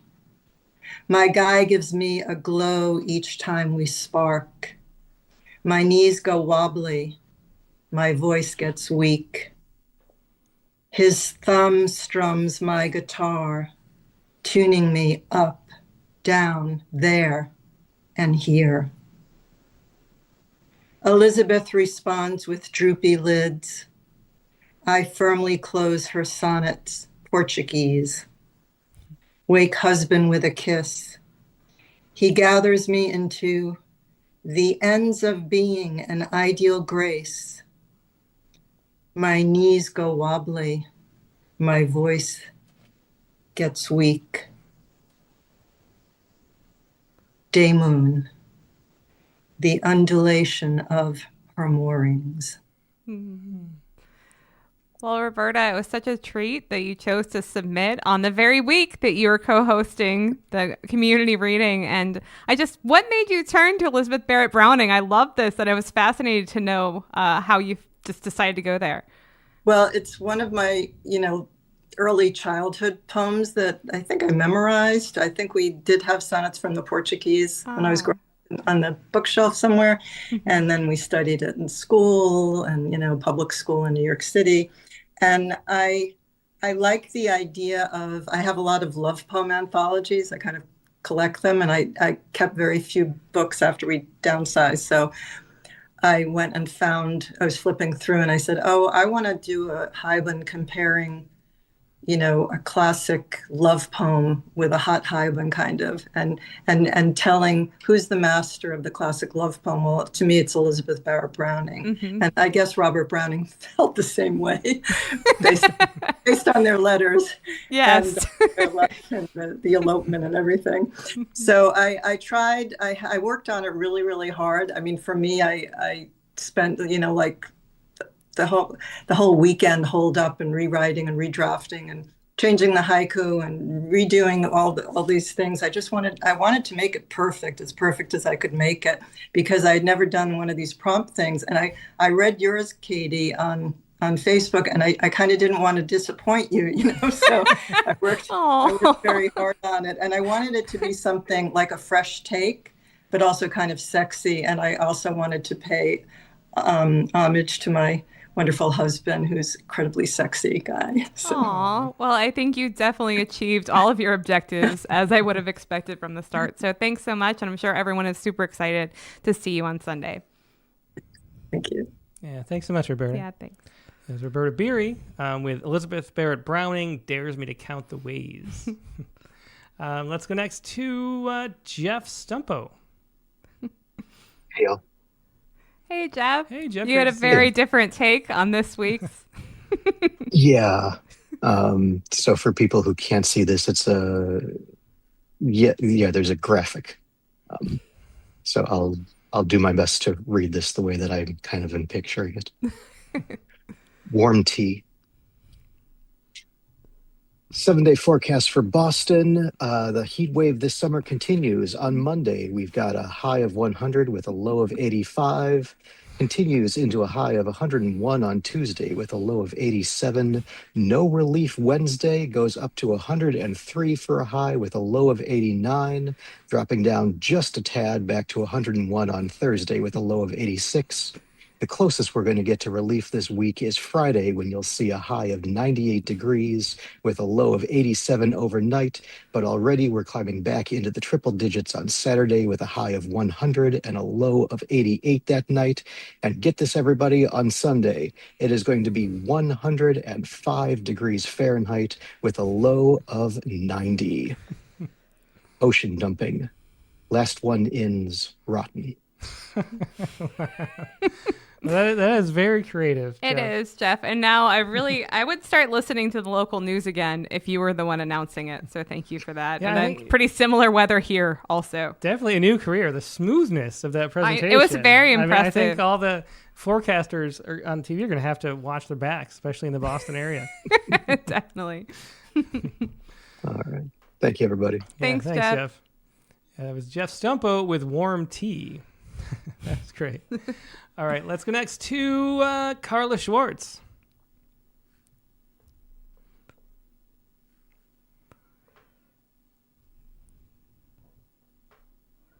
You can hear me now, right? Yes, Hey, we Carla. can. Hi, welcome back. You haven't Thank been you. In the group as much for a reason. No. So, yep. Yeah, I was overseas for 3 weeks, and so that was big. And I wrote a bunch of poems to these prompts, and I was very pleased that you chose this one tonight, since this one actually I submitted for a different prompt, and but I understand why it would fit into the hot Hyden category, and and I was thank you. I'm just really happy to be here. Oh, great. So this is called Becoming. At the pond, 2 5-year-olds, twins, floating in their singlets, foam ringed around their arms. They're frogs, except bare from the chest down. They leap joy up and out of the pond, show off the secrets of their skinny skin, who they are. 2 boys laughing, skinny dipping, choosing their adventures, rocketing between their own sweet or rambunctious gods, jumping from the shallows, waiting for the vast story of their lives to unfold. Growing a pair, tadpoles. Well, Carla, I loved it, like having the experience of personifying the frogs and then at the end being like, no, really, they're frogs. That's really funny. But are they humans? So I really loved the way it interwove and had that nice connective aspect. Thank you. And thank you for inviting me tonight. And I really look forward to the other poems. And this was such a great night of poems so far. Great. Thanks, Carla. Thanks so much, Carla. That was Carla Schwartz with Becoming. Next, let's go to Doug Frituk. All right. Hi, Katie. Hi, Tim. Hi. Hey, Hi. Doug, great to see you. I'm happy to provide the hot sauce poem. Yes, that Katie Doug has the hot earlier. sauce poem Nice, for us okay. tonight. Okay. We were promised. Yes. Doug delivered. All right. Pleasure and pain, triple X rated hot sauce. After the celebration of life, I am surprised to discover a dominatrix clad in a black leather bustier, leather dog collar, and over-the-thigh leather boots, hiding on the door of Dad's fridge behind a tub of expired sour cream. With a gloved hand, she cracks a whip above her cayenne locks and swears it hurts so good while flashing a cheeky grin. It's apparent from the glossy, skin-tight seal still stretched around the bottle's neck that Dad never sampled her heat. Now it's up to me to decide whether to bring her bodiness home, drop it at the food pantry, or toss it in the trash. Raising my right hand at the courthouse, no will. Well, I think it was really apt that you were talking earlier with Matthew about having, how he was talking about having the two things and the two different emotions. And there's so much to feel in this poem because also, you embraced both the seriousness and also the absolute absurdity of what you're going through in this. And I love that in this poem. Well, thank you. Appreciate that. Yeah. And the details. I feel like I've seen this hot sauce, and I have not. I don't think I've actually seen it. I think you're going to need a picture, too, for next time. Oh, okay. It's out there. It is on Google. Yeah. It is out there. All right. Okay. Thanks so much. All right. Thank you. Yeah, that was Doug Fritzak with Pleasure and Pain XXX Rated Hot Sauce. Great title, too. Mm-hmm. All right. Next, let's go to Taylor Hammond Loss. Hello. Hi. Hey, Taylor, great to see you. Hi, great to see you guys. Thank you for having me today. This prompt was a lot of fun, and I'll just say I'm not really a spicy poet, so this is about as spicy as I get. I think this one's spicy. Oh, well, thanks. Verging. More than once, I've dreamt of the old cabin tucked behind pines, of two bodies nearly meeting there, sticky with humidity and sugared with the salt of sweat. My back against faded hunting maps, his hips not quite pressed to mine, a cicada's sharp whine rising, the scent of wet wood, and oh, his breath almost brushing my collarbone. I see the tiny hairs across his forearms, his hands an inch from my skin, lips so close to a kiss, and mouth open, I wake in rain, drowning. Well, Taylor, I love the way you ended the prose body on an M dash and called the poem verging. I thought it was so clever, but also like really satisfying. It's like, well, I was told it was going to be verging on, hearing more after finding out about the kiss. And I like the haiku a lot too. Thank you. Yeah, the title was almost a little bit more risque, but I kind of I had a guess as to maybe the other word. Yeah, you probably can figure that one out. That's what I was thinking. But verging is, it's the elegant choice, Taylor. And you're an elegant poet. Yes, you are. Thank you so much. Thank you. All right. Thanks so much. Thanks. Yeah. That was Taylor, can you say your name for us? I'm sorry. We were looking because you kindly messaged and we wanted to get it right, and I want to hear it right in my head. Sure. Yes. So it's Hammond Loss. Hammond Loss. Taylor Hammond Loss. Okay, great. And I just feel so rude correcting people. Do not feel rude. Okay, and Taylor sent me the sweetest message. She's like, I feel so bad. It was sweet and it was wonderful and don't feel bad at all. That's why I just really wanted to get it right. So don't worry. Well, thank you. Thanks so much, Taylor. Thank you. Yeah, that was Taylor Hammond Loss with Verging. Next, let's go to Jared Campbell. Hello. Hey, Hello. Jared. Great to see you. Hope Benjamin's writing some poems. Yes, yes. He hasn't submitted them. No, he has not been submitting. he writes on his own schedule. That's good. That's the way it should be. Yep. So I have Richard Serra, Joe. The artwork is 125 tons of weathering steel torqued into a 720-degree spiral. You are allowed to walk into and out of the artwork. You read the artwork like a scroll painting. Rust spreads like a rash across the face of the artwork. You must read the artwork twice, spiraling in and spiraling out. The heat radiating from the surface is part of the artwork, but what lies beneath the surface is not. The crunch of gravel underfoot is part of the artwork. When you arrive at the heart of the artwork, you will look up and discover a brilliant blue sky holding a single cloud. The cloud is framed by the artwork, but it is not part of the artwork. Acorns looking up, maple helicopters.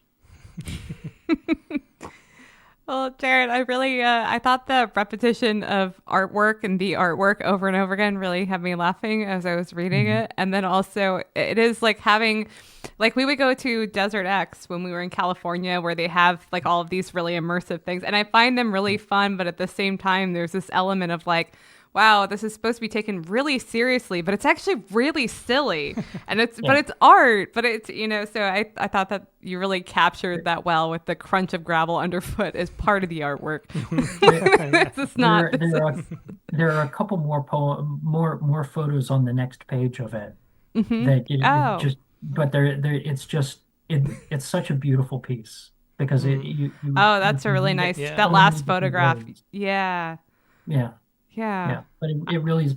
It's in the courtyard of the Pulitzer Art Foundation in St. Louis, Missouri. But it's a very, very beautiful sculpture.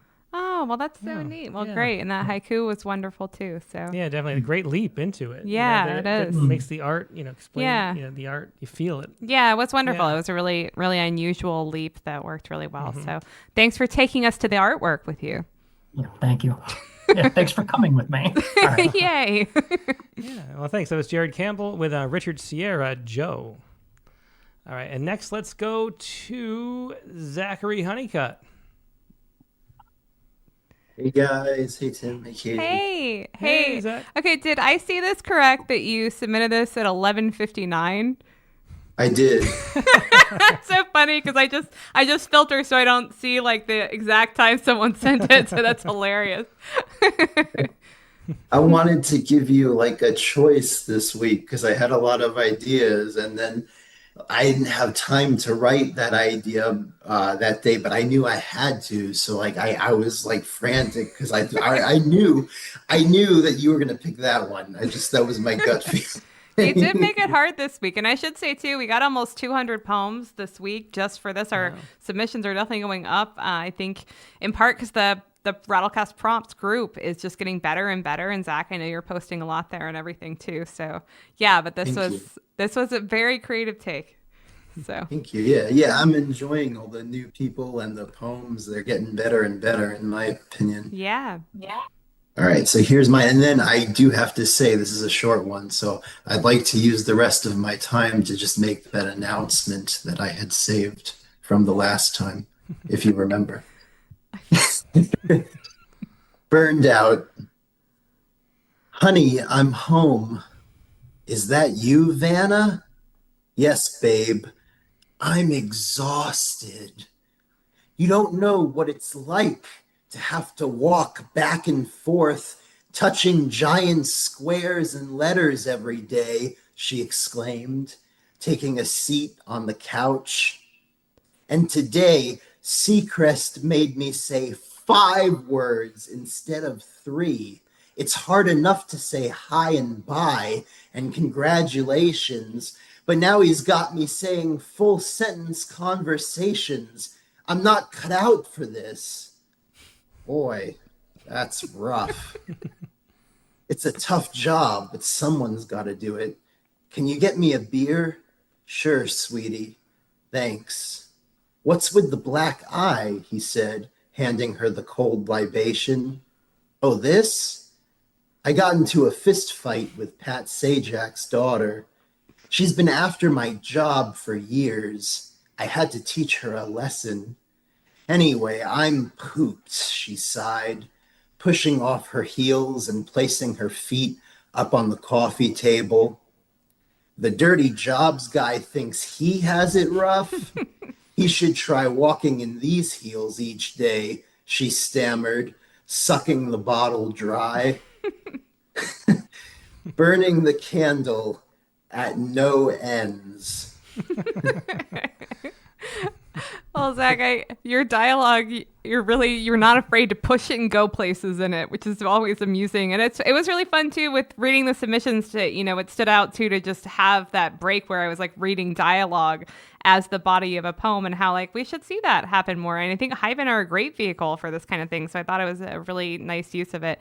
And I really liked the duo stitch haiku, the 2-liner haikus. We had some, come out, and we've seen some tonight.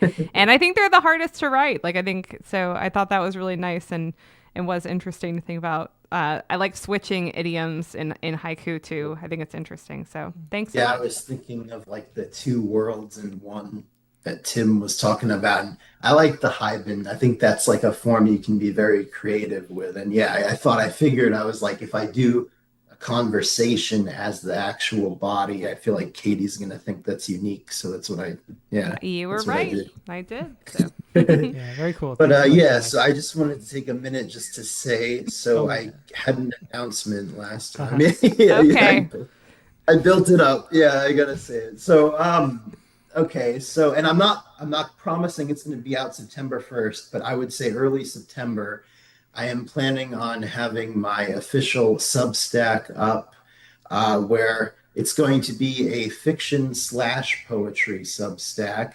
And my goal is to make it the most diverse Substack, because even though I'm a Christian, I am certainly not genre-phobic, as you all know.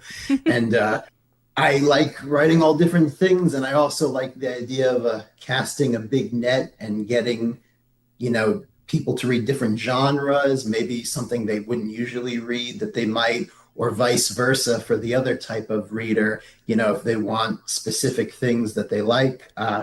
And so I'm going to be doing 3 tiers, and, obviously the higher you go, the more you get, but I'm going to be doing like short poems and stories that are my version of short.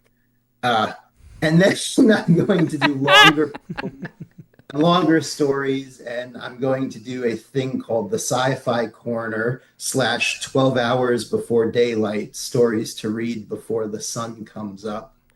And I say that if you know my horror, I mean every word of that.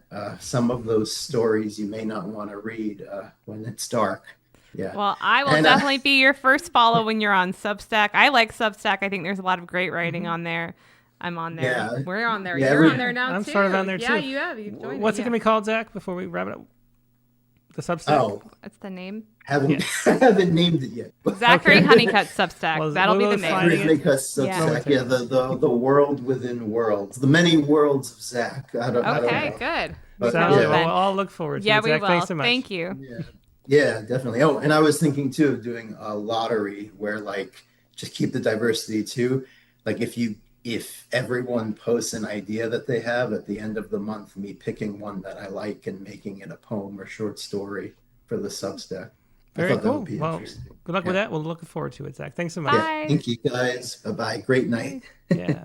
So that was Zachary Honeycutt with Burned Out. And his new Substack. Which you can find.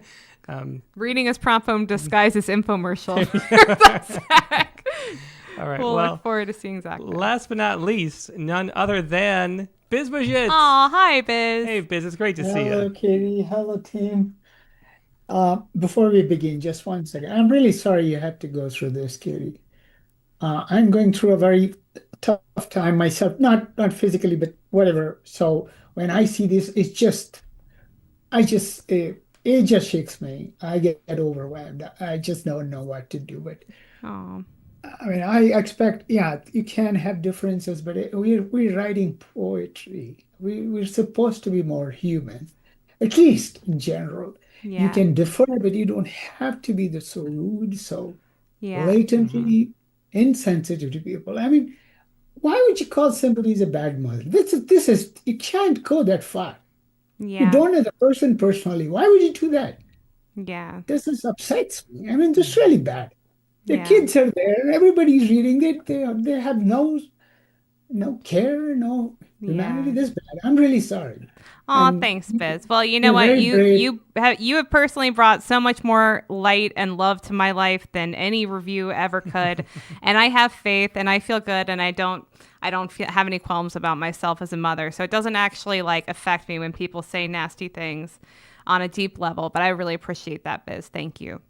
Thank you. And thank you, Tim. I mean, for standing by like a rock. It's Yeah. really, Yeah. it's Yeah. Well, thanks. it makes that's a very comforting thing. That gives a lot of confidence. Yeah. I mean, you guys are experiencing it. I'm not directly, but but still, I just Thank you for telling me you care. It means a lot to me because I think the world of you. So thank you. thank you. And second thing about Matthew today, I mean, I'm to be honest, I cannot focus these days, and I mean, read sometimes, but I find it hard to stay focused, especially bigger points. But after a long time, after Hemant, because Hemant, I had interest because the people I know personally, and your interview person. But this one was very interesting to me. Maybe it was time or something because his subjects were wide, but still there was a voice which is like connecting. And I was surprised he was reading from different collections, not one collection, but you can still string them together. Like it's written by same guy, but they're different. Yeah. So I don't know how to put it, but they were very interesting. I liked his stories and everything. Thank you. And thank you for having me. Yeah, well, you have a super neat Hyben tonight.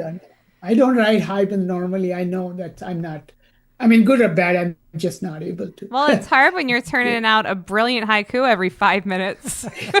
Oh, no, thank you. Thank you. Appreciate that. You guys have always supported me. I really appreciate that. It's very valuable. And so it's called Memory Sticks. The sweltering 31 centigrade reminds me of the 41 centigrade from childhood. Ripe mangoes in abundance. The shadow starts grazing. The cognitive dissonance of a solar eclipse. In between eyes, coffee. Well, Biz, I love the ripe mangoes and how even though it's such a short, sparse poem, I still feel like I have a lot to hold on to. And, there's so much taste involved.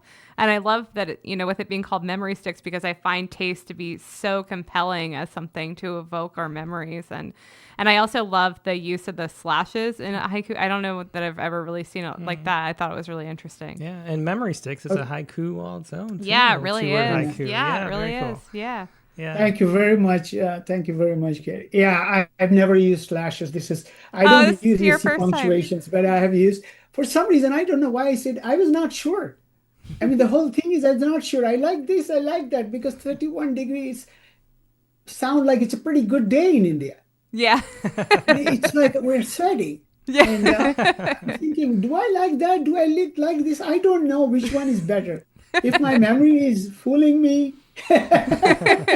So that's why probably I use the slash, because I didn't know which one is right. And then people can read it the way they want. They want in iced coffee or they want between iced coffee. Yeah. So many ways to read that. Yeah, it is. It's really interesting. And I like the way it's a monoku because of the memory stick, making it more of a concrete poem too, where it fits. So yeah. Thanks so much, Biz. Great to see you. Always a pleasure, Biz. Yeah, thanks. Thank you for always pleasure. Stay calm, stay safe, and I wish you all the best. Thanks. You too. You too. Thank you. Yeah. Thank you. Bye-bye. Bye. Yeah. So it's Biswajit Mishra with Memory Sticks. A very cool poem there. All right. Well, that's going to wrap up the prompt lines for tonight.